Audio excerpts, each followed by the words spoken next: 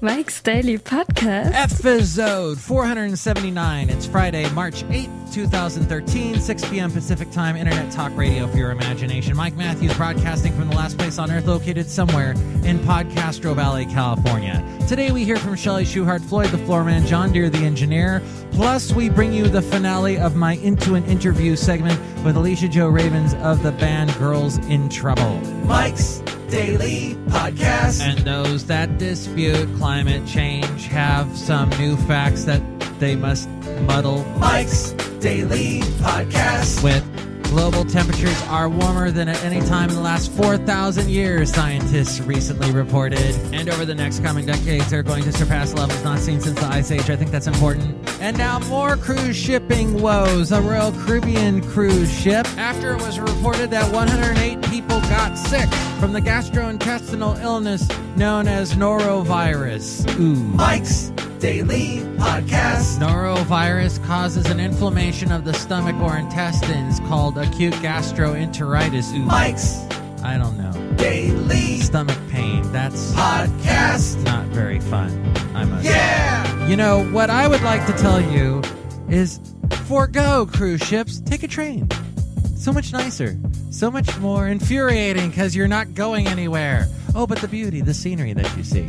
But it's taking us forever to get there. But that's the whole idea, is to take your time and enjoy the train in the countryside. Instead of bobbing up and down on the water and getting this norovirus. I guess life is a bunch of give and take. Oh, look who just walked in. Hello, Mike. It's Chely Shoehart, the gift shop supervisor, and we don't have a gift shop anymore. I know, so why do you have to keep saying you're a gift shop supervisor? Because the forms of employment that we have help define us. No, they don't. Yes, they do, Mike Matthew. All right, well, there's some gift shop somewhere that you're the supervisor of, but there is none anymore here at the last place on Earth. Unless you want one. I do want one. Okay, I'll open one right now. All right. As long as you don't have any norovirus there. We have several varieties. Then that's okay. Oh, look who just walked in. Hello, my name is Floyd the Floorman. And this is John Deere the Engineer. Mike, I wanted to tell you at this time that I'm never going on a cruise ship again. I don't think you should.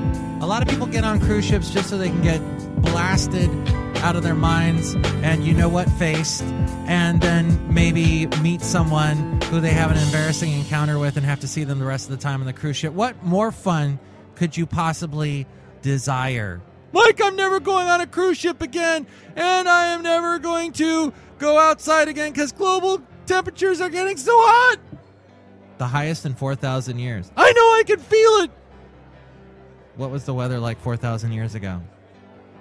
Mike, you'll have to ask Madame Rutabaga because she is the character on this show who's immortal.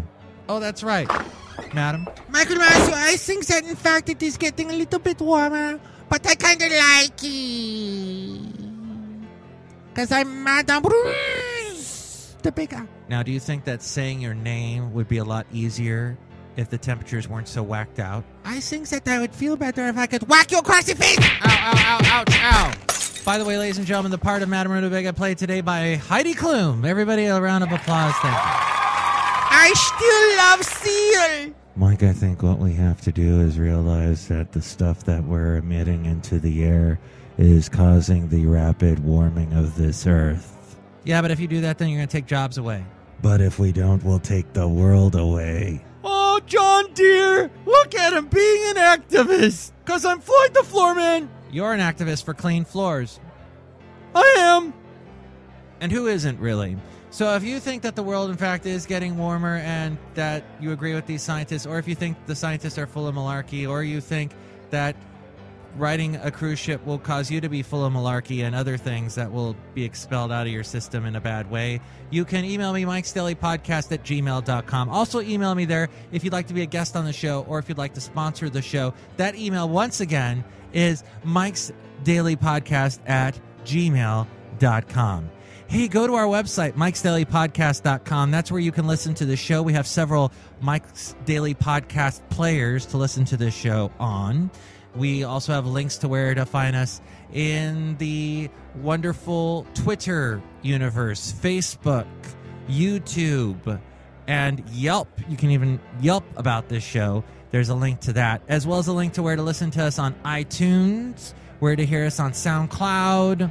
Oh, God, we can be heard anywhere and everywhere, and especially at mikesdailypodcast.com, where we also have our blog and the daily podcast picture. And shop online on Amazon through Mike's Daily Podcast. You can find that little portal and the deal of the day on Amazon on the left-hand side of the page. Hey, that helps us get some money.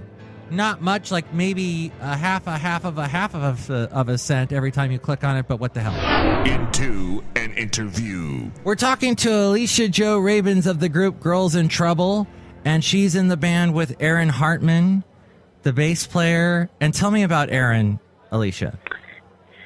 Well, I'm married to him. Did you marry him post musical meeting? Because wait a minute, now the story goes like he met you in Brooklyn or something, didn't he? Yeah, he was actually living in Portland, Oregon, where we now live. Okay. And I was living in Brooklyn, and he was tour managing a band and passed through and came to a birthday party of a mutual friend. So we met pretty briefly at this bar. And then this will totally date the relationship, but this crazy thing happened where I randomly ended up friending his band on MySpace. and then he wrote and was like, wait. And then he wrote and was like, whoa, you're the girl I met at that party. That's so crazy. Oh, my God. So we sort of got in touch that way, and then we got married. But we didn't start playing together until after we'd been dating a while, because it was I was like, I just want this to be a relationship and not a band. But then it became a band. Oh, okay. Your creativity just took over. It took over, yeah. So you're both from Portland originally. You were in Brooklyn for a while, and then I was born in Portland, but I grew up in Baltimore. So I'm totally sort of from the East Coast. Oh, okay. So I moved to Portland. We just recently moved back to Portland to to his home base, sort of. And I mean, we're sort of going back and forth still a lot to Brooklyn, but we have a baby now, and we wanted to live in a place where there were yards and where we could practice in the basement, just everything seemed so much more doable, and it seemed like we'd have a lot more time to actually work on our art as opposed to kind of hustling to survive. So we decided to make Portland our home base, and that happened a few months ago. And you're enjoying that difference being in Portland? It's beautiful here. I mean, I adore New York, and I want to be there a lot, and I actually really miss it, but it's so beautiful being here in Portland, and I've already written more songs and written more poems, and I just there's kind of more energy and space for me to create here, so it's pretty great. The last interview I did was with the group Ages and Ages, and Tim Perry, and he lives in Portland, and I asked him, and I want to ask you, do you see Portlandia filming all over the place, or have you not seen them yet? I saw them in the summer. I think they pretty much film in the summer, which is funny because summer is really different from the rest of the year here. As you probably know, it's pretty rainy the rest of the year. Oh. But yeah, we spent the last couple summers here too, kind of getting ready for the move, and I would definitely be biking past Portlandia shoots all the time. And actually, I went to the other night. I went to this they have this awesome thing called Classical Revolution Portland that's playing classical music in bars. Ooh. And I went to this concert at the bar, and she started it off by saying, "This piano that we're standing next to had a cameo in Portlandia last week. Did anyone see that?" I was like, okay, I really have moved to Portland. Wow, that is awesome. Yeah. So you dabble in lots of folk music. What are some of your favorite folk artists? Well, there's an amazing singer. Her name was Hazel Dickens. Hazel Dickens. And she's a kind of old school mountain singer, really unadorned, just this straightforward voice, and it's so real and human and awesome. So her mountain singing, kind of Appalachian mountain singing, is a big favorite of mine. And then there's a klezmer violinist named Alicia Spiegel, happens to share my first name, and she actually was a teacher. She taught me how to play klezmer violin, and she's an amazing klezmer musician, so she's another one of my favorites. Now, klezmer music, is it all really happy? Like, because every time I seem to hear klezmer music, it makes me want to dance.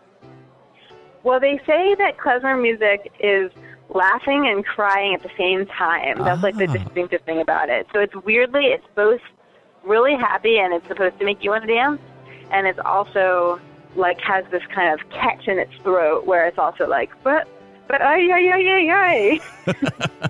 That's the paradox of klezmer music. You're sort of dancing and crying at the same time. And how did you come up with the name Girls in Trouble?